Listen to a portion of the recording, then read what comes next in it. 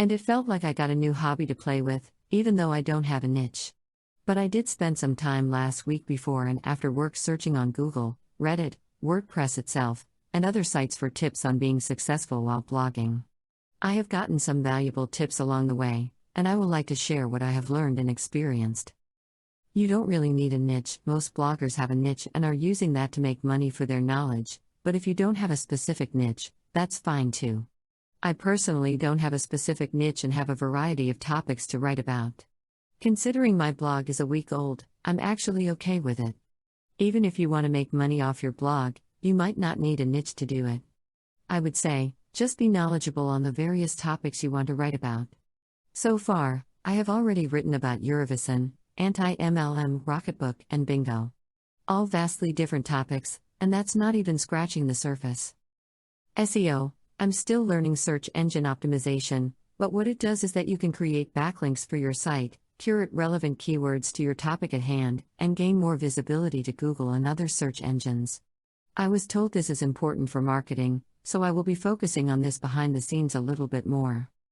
Theme. If you haven't read my blog post So I'm New to WordPress, I'll leave a link. On that post, I wrote about my struggles to get the theme I wanted plus the color scheme that not only I like, but it also doesn't strain the reader's eyes. I went through 3 themes before I decided on the one you're seeing now, mainly because I wanted to use excerpts on the front page. If you are someone still struggling with a theme, I can tell you this. Find the one that you like, but also one that helps the reader see your posts clearly. Keyword researching is definitely a thing, so I had to look this up because I wasn't really sure where they were going with this, but I did find a website where you type in your keyword and it'll show you how it would perform as well as other keywords you could use. That's what I did with my Bingo Blitz post. This is also part of the SEO, but basically, the best thing to do is to use the low-frequent tags to gain traffic, and then you can move up from there. Sharing your posts also help. I have mine set to share automatically on Twitter and LinkedIn, but you can also plug your blog on other social media sites like Facebook and Instagram. Now I haven't shared on Instagram yet, but then again, I don't really use social media a lot. I also found out that you can share your blog on Quora and Pinterest and you may get more traffic, so I will be trying that out too, since I have accounts on both. Posting as often as you possibly can. This was a big one for me because I thought initially that you have to post, let's say, 5 times a day, but fellow WP blogger Max Opinion gave me a great recommendation: post daily.